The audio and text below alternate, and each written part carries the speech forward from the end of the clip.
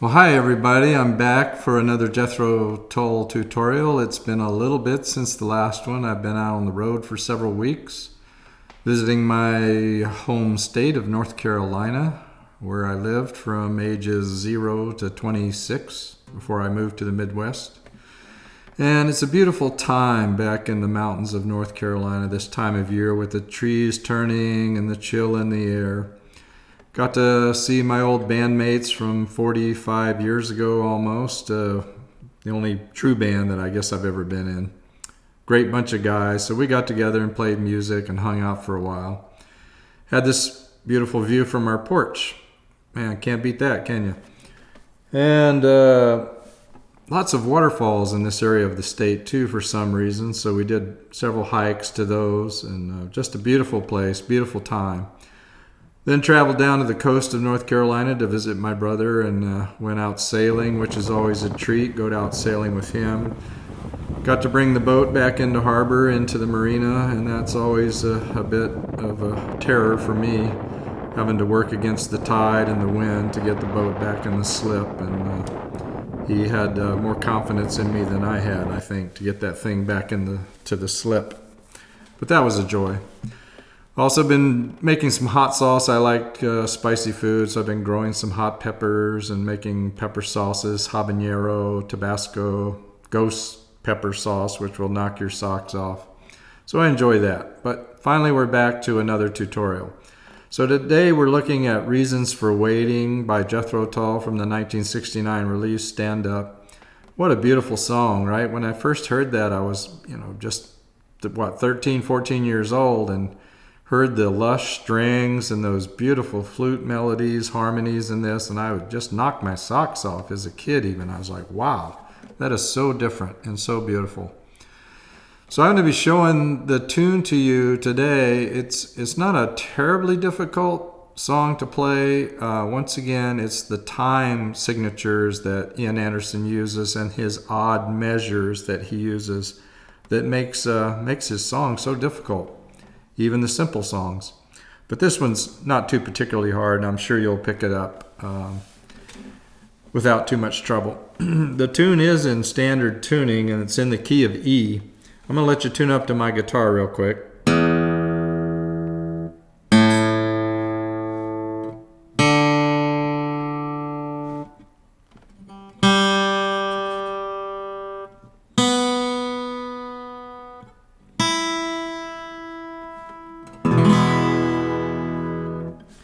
Like I said, the tune is in E major,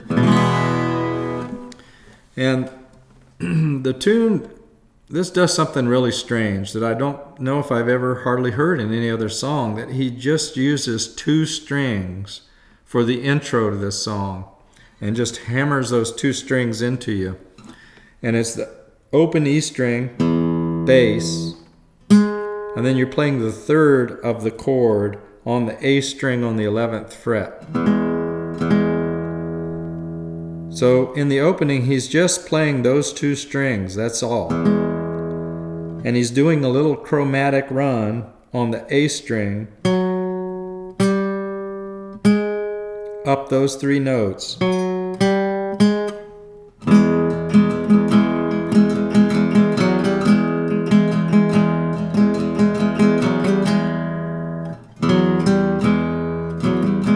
So he's strumming those at the same time.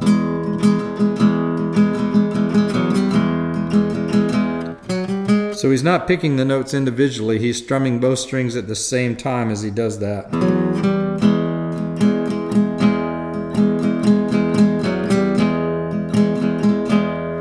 I'm trying to think if I know any other songs that just do something similar to that, and I don't think I do. So that's something unique. Now you could play that opening thing up here. You could play the 3rd of the E chord up here. But that's going to present some problems in that since we're only playing those 2 strings.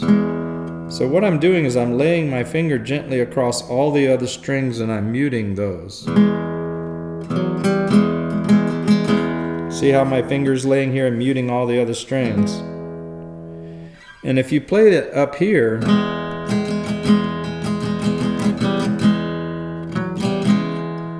you're going to not only have to mute these strings, but you're also going to have to mute that A string in between.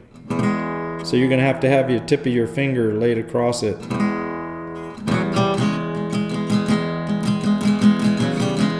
Much more difficult than just playing it here and muting all the strings with your fingers. So that's the opening.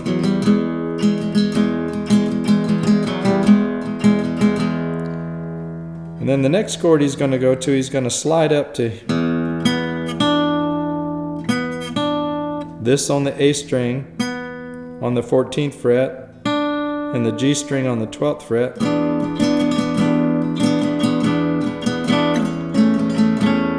And then he's going to come down to the A string on the 12th fret, D string on the 11th fret, back to those two notes.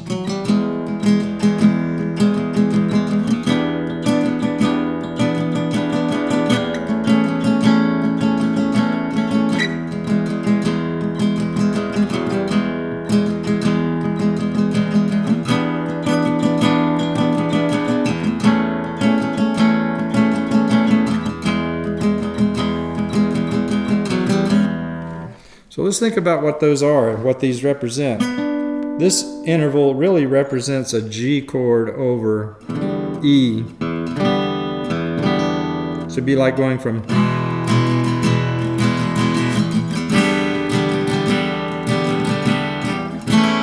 and then an A over E chord. That's the lower part of an A chord.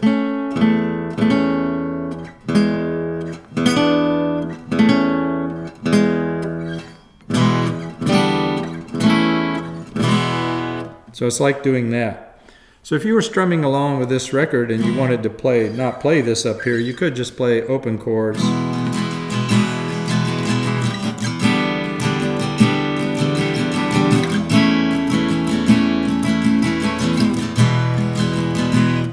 And harmonically, you're going to accomplish the same thing. But on the record, he's playing two strings for the intro. And when he comes up here, he's just playing three strings. He's just playing those notes. And then back.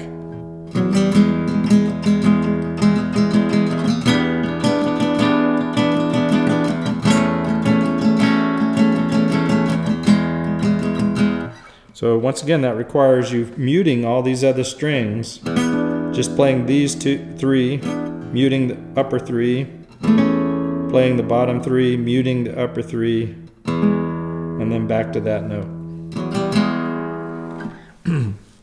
All right, so that's the opening.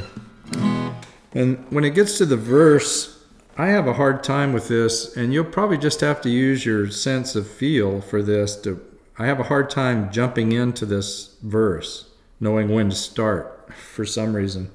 And it could be that the timing, because the timing of this, and if there are people out there, I'm not the best with rhythm, so time signatures and that thing, I've got a basic understanding, but if anybody with a more musical training can clarify this for me more, but the timing to this, for this song to me is it's 6/8 time, but then it's got a measure of 2 beats between. So it goes 1, 2, 3, 1, 2, 3, 1, 2, 1, 2, 3, 1, 2, 3, 1, 2, like that. So if you hear that, it goes 2, 3, 1, 2, 3, 1, 2, 1, 2, 3, 1, 2, 3, 1, 2, 2, 3, 1, 2, 3.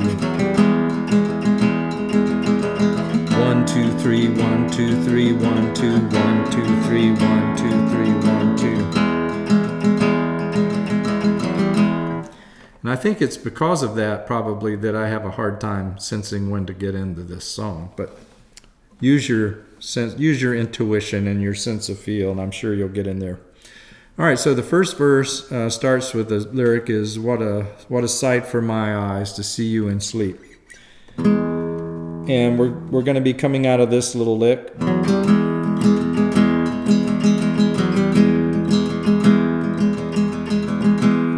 What a sight for my eyes. And what we're going to be playing there, we're going to be playing those notes along with the vocal.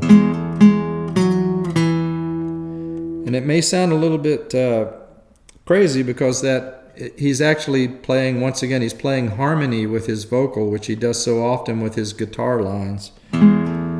Side 4, side 4. So hear how that's harmony? For my eyes, what a sight for my eyes. And then after we do that,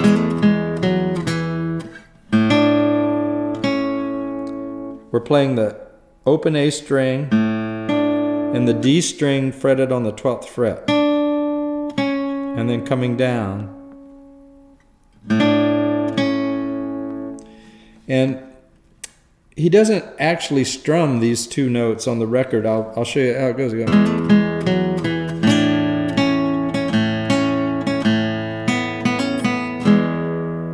So he's kind of playing those two strings back and forth.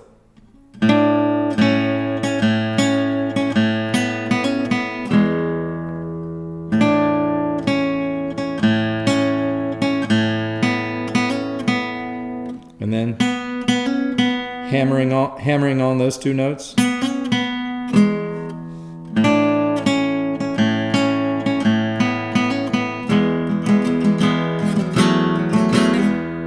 And now he's playing three strings, playing these two notes of the E chord, going down 2 frets, and then sliding back up.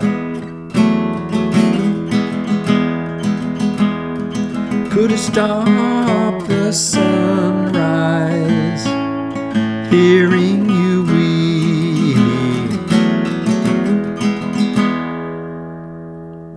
So that's all it is to the verses.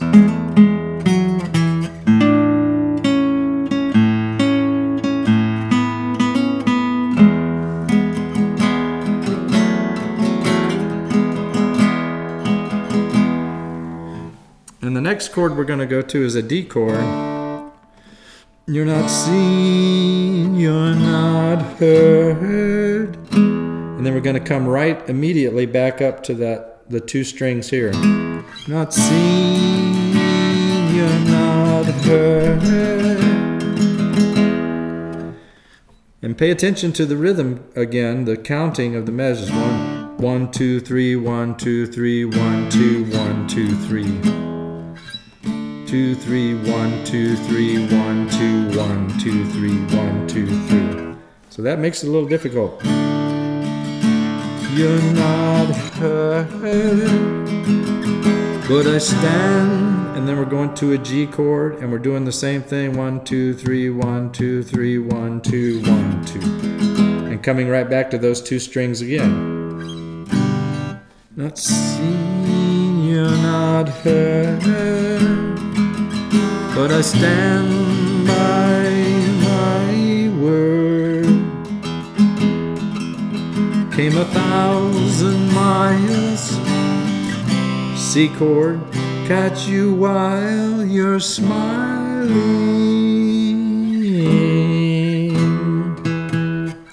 So all those chords are the 1, 2, 3, 1, 2, 3, 1, 2, except when he gets to catch you when you're smiling. He just does 2 beats in the measure, like this. 1,000 miles, 1, 2, 3, 1, 2, 3, 1, 2, 1, 2, 1, 2, 3, 1, 2, 3, 1, 2. So see, that's what makes this song a little bit tricky, are those odd measures that he throws in there. So if we come out of the verse again.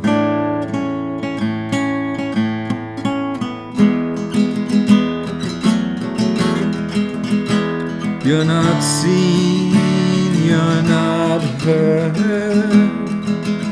but I stand by my word. Came 1,000 miles just to catch you while you're smiling. And then instead of going to the third, we're going to move down on the A string on the 7th fret, and we're going to be playing the octave. We're going to start on the octave. And then the lick that's in between the verses is a fun little rhythmically thing that he does. And I'll play it real slow.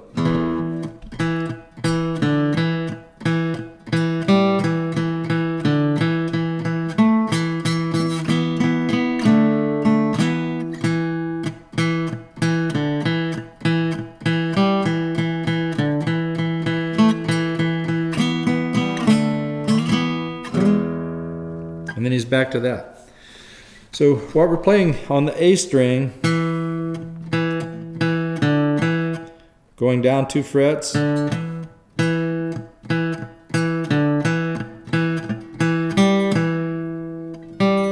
to the D string, back to the A string,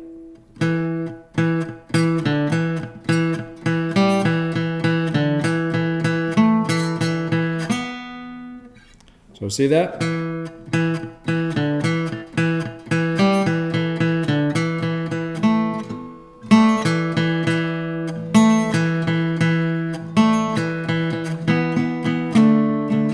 And then we're playing those fifths on the A string and the D string.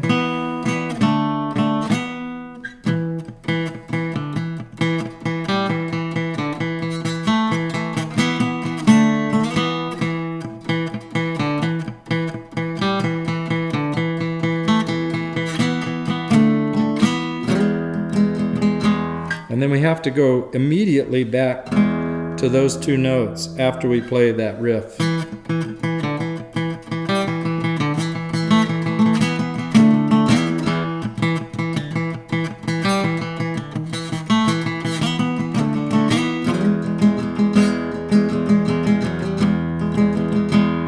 To set up for the 2nd verse. What a day for laughter. Once again, playing those, bouncing back and forth between those 2 strings.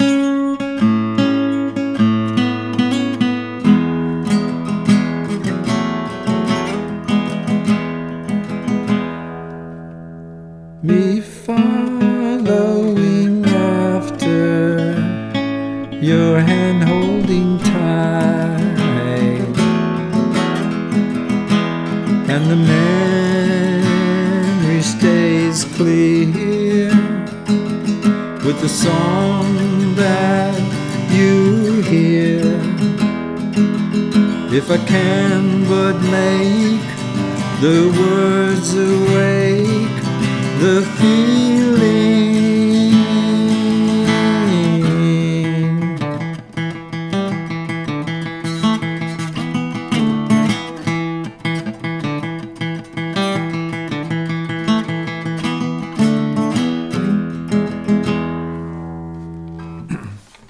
So that's really it, the structure of the song. Now, you know, when you're playing this solo, if I was playing this around the house or playing at a friend's house or playing out somewhere and was playing this song, if you're just playing it solo and not playing along with the record, it's going to be a little bit empty, right?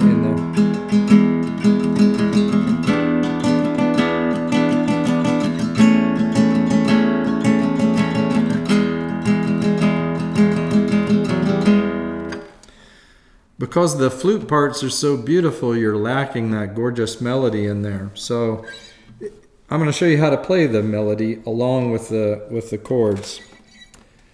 To be able to do that, we're going to need to start on the E chord in the open position down here. And the melody is going to be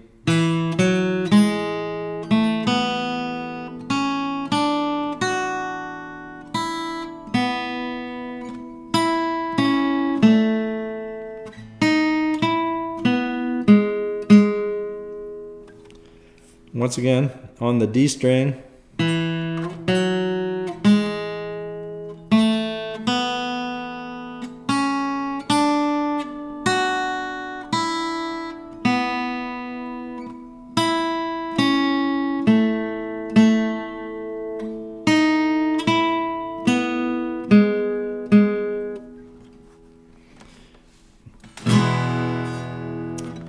So all we have to do is incorporate that into these chords.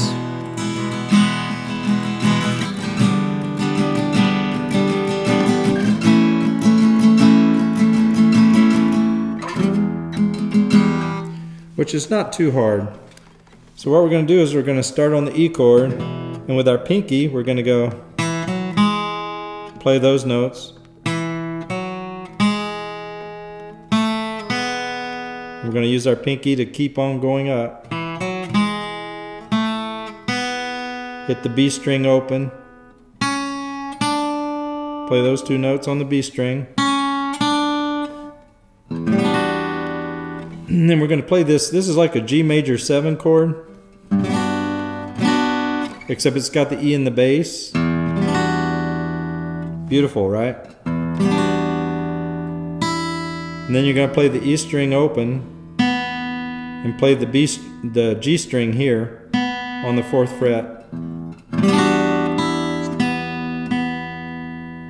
And then you're going to come up to this A chord, you know, this part of the A chord with the E in the bass. And you're going to come down those 3 notes.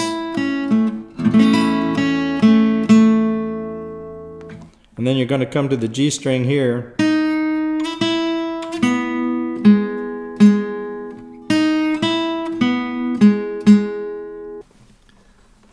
So if you put those together, you get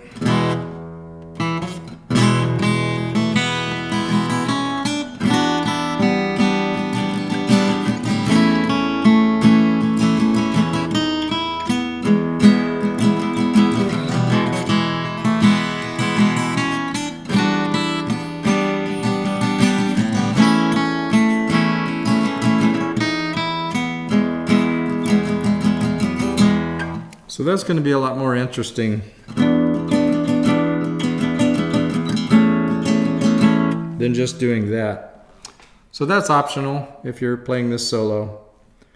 Alright, so that brings us to the end of another tutorial. Stay tuned to this channel. In upcoming days I've got a new guitar on the way, which I'm anxious to do some tone comparisons between some of my other guitars. This new guitar that's coming, I won't say what it is yet, but it's a very, very modestly priced guitar compared to some of my others like this Martin. And we're going to do a cost comparison and sort of a quality analysis comparison, and then do some tone testing on them to see how the tones are different and the sounds are different. So stay tuned. If you have people that are friends that are acoustic guitar aficionados, send them my way and have them subscribe. So until next time, talk to you later. Bye. What a sight for my eyes to see you in sleep.